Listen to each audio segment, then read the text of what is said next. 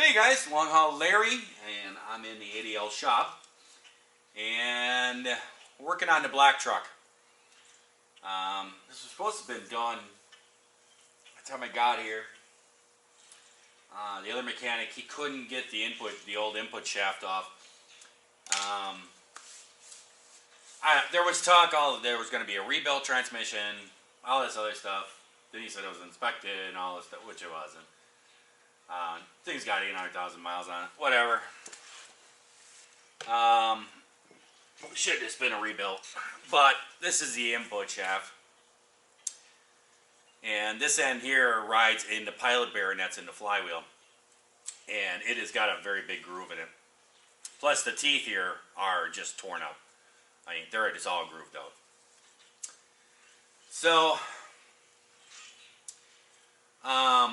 this input shaft was junk. So he got himself a whole kit. And the other mechanic guy was trying to get it apart. He couldn't get it apart. Didn't know how to get the input shaft out. And he had called me on it. I told him just take a hammer. Because there's a special tool. And the boss did order the special tool for him. Because he said, I'm not going to do this. You got to order a tool. So he ordered a tool. He got it in. And this here bearing, it sits up in here. But this input shaft, he couldn't get this out. He couldn't get the bearing off of here. And basically the way that this works, it goes up inside the first gear, inside the transmission, and it sits on these teeth here. And then inside the teeth that it sits into, that this goes into, there's a groove inside there. So this gear pushes in, and then the snap ring goes in, and it snaps into a groove inside that gear, and that's what keeps the input shaft from coming out. And then this bearing right here goes over the top of it, and this is your input shaft bearing, and this goes over the top of it, and this is what you need a special puller for. To get these off, you can do it. All you do is just hold on it with a hammer, and you just tap on the end of it with a hammer. Just tap on it lightly as you're pulling it, and you can get this to pop out. This bearing will start to come out a little bit, and then you can get a pry bar behind there and just keep tapping on it, the vibration, and just kind of work your way around it. He couldn't get it. I tried to explain it to him, and they just ordered a tool, and I'm like, he just done, so I can go. And so the other night when I came up past here, I actually stopped here, and I stopped in here, and he still didn't have us. So I just came in here in 15 minutes. I had the thing off. I pulled it off, had it sitting here. I was actually going to put it together, and the boss had ordered a kit with an input shaft and all this stuff, and he had the wrong input shaft, so I couldn't put it back together. So the next day I told the boss, he went and got a whole new kit and everything, and I kind of thought we were going to do this in, the other guy, he doesn't work on Mondays, so he didn't come in here yesterday and do it, and then he showed up today, and I thought we were going to do it, but he left. I don't know. I actually had to leave. I put the input shaft on here. You press it on, and then you just take a pipe or something over the top of it onto the bearing. You just tap it on and pull out the input shaft like that. Tap it, tap it, tap it. Keep putting it on there. And there is a groove that is on the outside of this bearing right here. And you just have to get the bearing past there, and then there's a snap clip that goes over the top of that and sits down inside that groove, and that's what holds the bearing on the input shaft. So there's one that holds it up on the gear, then the bearing, then this one. And then you get your bearing plate, and when you get the kit, you get a new one with it. And I was looking at it, and the other guy pulled this apart, and he had to sit in here and stuff, and there's no seal inside here. And I thought, okay. But then I saw a seal laying here.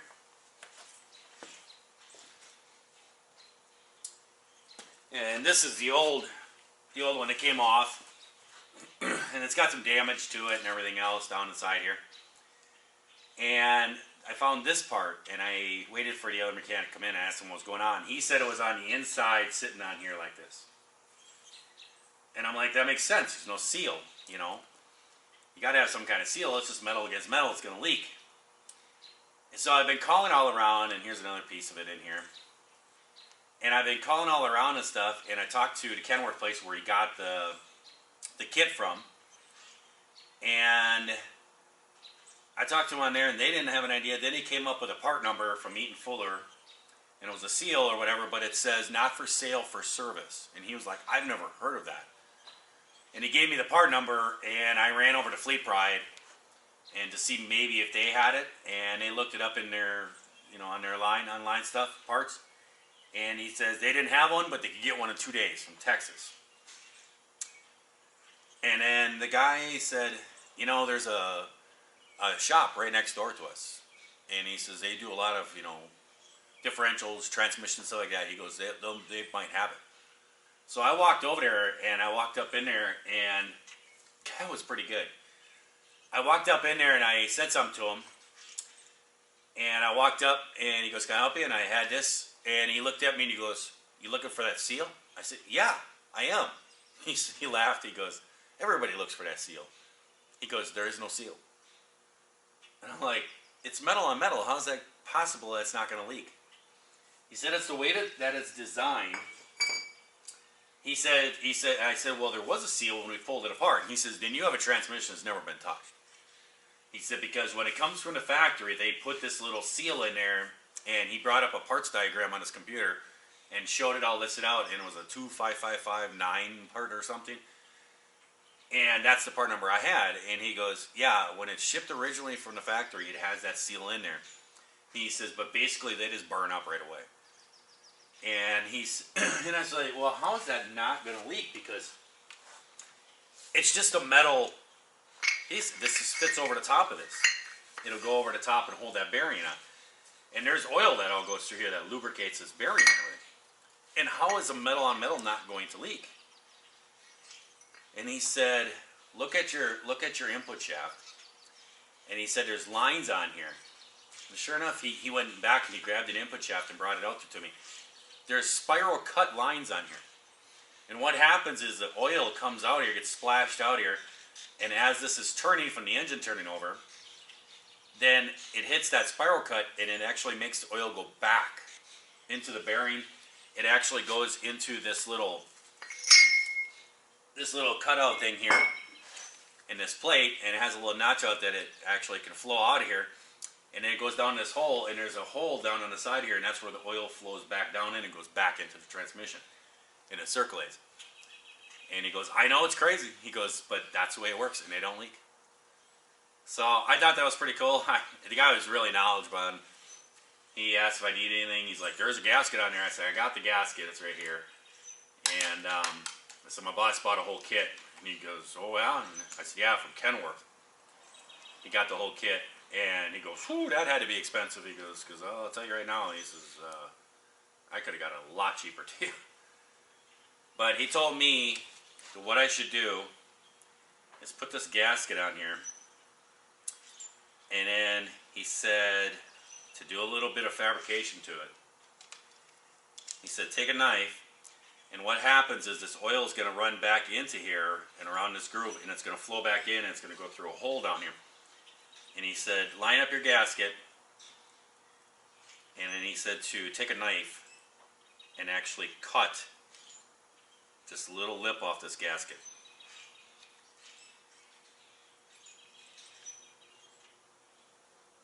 Just like that.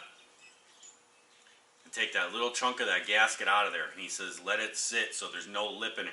He said, because over time, he says, this oil can, flowing through there, it can deteriorate that gasket part, that little piece that's in there. And he says, then it'll get in the hole and block it. And he said, if that gets in the hole and blocks it, he says, then the oil won't flow back down in there. And he says, then all your bearings start to go. So he said to make sure to cut that out.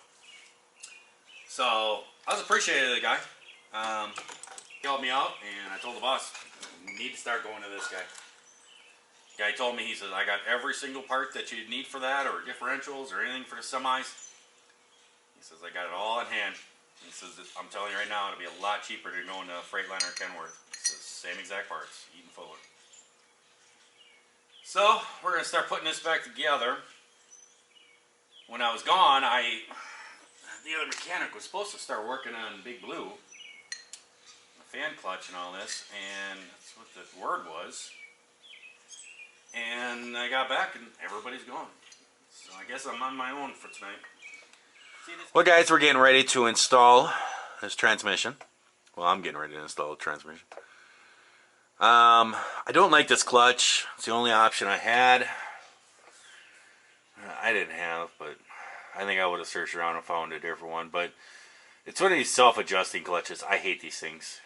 I don't like these self-adjusting clutches. But we got this here clutch, and the other mechanic guy, he installed it. I brought my clutch jack right there. I brought that from home, and he used that, and he put the flywheel and I guess replaced the rear main seal and installed the clutch. So hopefully it's all lined up correctly. And now we just got to pull the transmission into here and start pushing in. Basically, it's going to be hard for me to record this because it's so tight. It's tight for me, myself, to be in here besides this. But basically the shaft, the input shaft will go in through here, and it should be all lined up and everything. May have to turn them, you know, back and forth a little bit. But the input shaft will go in there, and then you just kind of spin the input shaft to align the teeth and everything so that they start to slide through the clutch plates. And then as it goes in, the clutch forks, you want to have them tipped back so that they go forward, and they'll go up, and they'll go on each side of this. And they'll go around here, and they actually come up through here. And as you push it in, you just kind of keep pushing it up and forward. And those clutch forks will actually go behind these little tabs right here. And that's where they hook into. And then we'll put some pins through the transmission here and stuff, and you kind of adjust it and get it all, you know, situated so it's lined up with the motor and goes straight in. And there is a bearing, a throwout bearing that's in the flywheel, and the end of that input shaft will go into that throwout bearing. That's what gets everything all aligned. That's why I brought that. That makes it so much easier. So we're gonna get started with that and make this happen. I can't really record doing this. I don't know. We could try to set up a camera, but I don't think it's gonna happen. You're not gonna really see a lot, but we could try.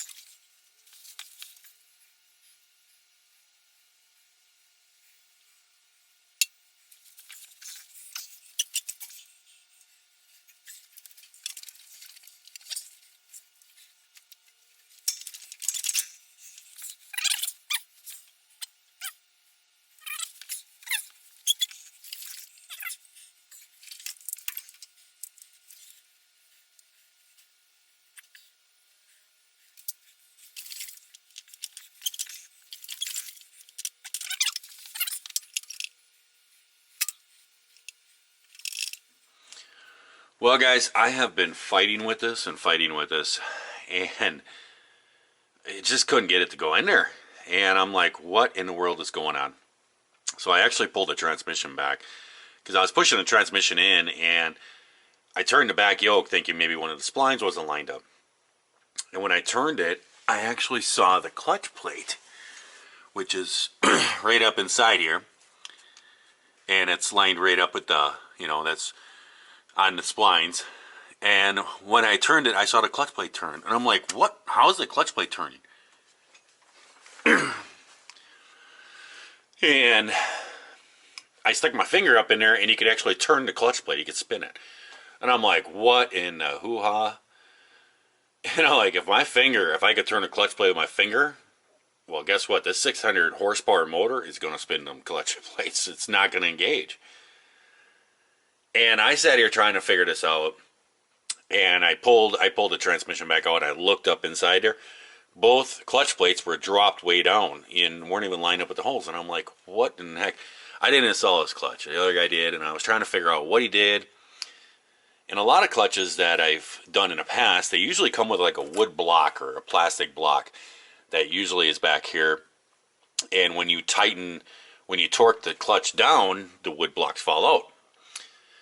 Well, you know, it didn't. And I'm like, what in the heck? And so I was trying to message him, trying to figure out what he did, what's going on, and everything else. And I actually was messaging the boss. Nobody was answering me. Then the boss showed up, and we sat there and looked online, and I found the instructions. I don't know what he did with the instructions for this clutch. And I looked at it, turns around, he didn't spring the clutch. He installed it, tightened the bolts all the way around, and pulled it out. And it wasn't sprung. So the clutch wasn't sprung against the flywheel. And I read through the instructions. After you torque down all the outside bolts, there's these 4 gold bolts. Or they call them yellow. There's 4 bolts like that. And you actually have to remove those bolts, and that's what springs the clutch. That's what puts a tension on it to press against the clutch plates. So it wasn't sprung, so there's no way it was ever possibly going to line up. So I had to pull the whole clutch off, realign everything, and now I'm reattaching it. I'm about ready to retorque. The clutch bolts, they get torqued in a 50 foot-pound. You do a crisscross pattern, and they get torqued to 50 pounds. And then once you get everything torqued down, you remove those 4 yellow bolts. They call them yellow, but I'd say they're gold. And you remove those, and that's what's going to spring the clutch. Then you can pull out the alignment tool, and the clutch plates will be sprung. Everything will stay in its place. So, kind of having to start all over again. But there you go. Lots and lots of fun. I got to get moving here. I'm probably just going to put the camera down. I got to get moving on this thing because I would like to sleep sometime tonight. I have to pick up a load in the morning with this truck. So, I got to get to work. Well, guys, we got the transmission in. Got everything all hooked up, back up. Haven't test driven it yet. I'm going out to do that right now. I'm actually heading down to Mount Crawford. I did pull it out of the shop because I needed to clean the place up and everything. And I actually am heading down to Mount Crawford and picking up a load. And that's going to Conomowoc, Wisconsin. So we're going to do a little test drive on it and see how it's going and stuff. Hopefully everything's good because I just moved everything out of Big Blue into the black truck. That's why it's outside. I parked it right next to it and just transferred everything over from all my stuff. I guess one of the guys maybe driving here might actually jump into Big Blue. Huh. We'll see what happens there. But and guess what? He's driving a Volvo. he says he wants out of that Volvo so bad. And I says he has nothing but problems, codes all the time, constantly in shops.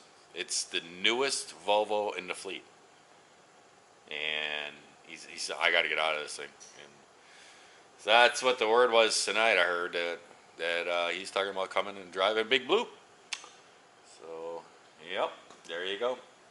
So I'm going to head out of here. I got the place pretty cleaned up enough. I got to run to Wisconsin, and I guess I'm coming right back here to do some more work. So we'll do some test drive here, see what happens. Well, guys, we are on our way to Mount Crawford, Virginia. I always run this back road here. I always run the 340 and stuff. And doing a little test running with the black truck here.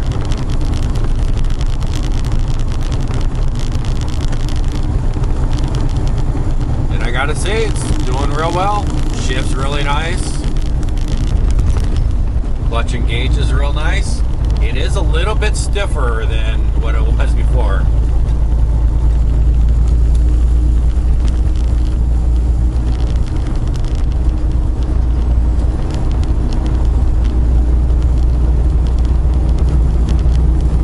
That's alright. Need a stiff clutch with all the horsepower of this truck.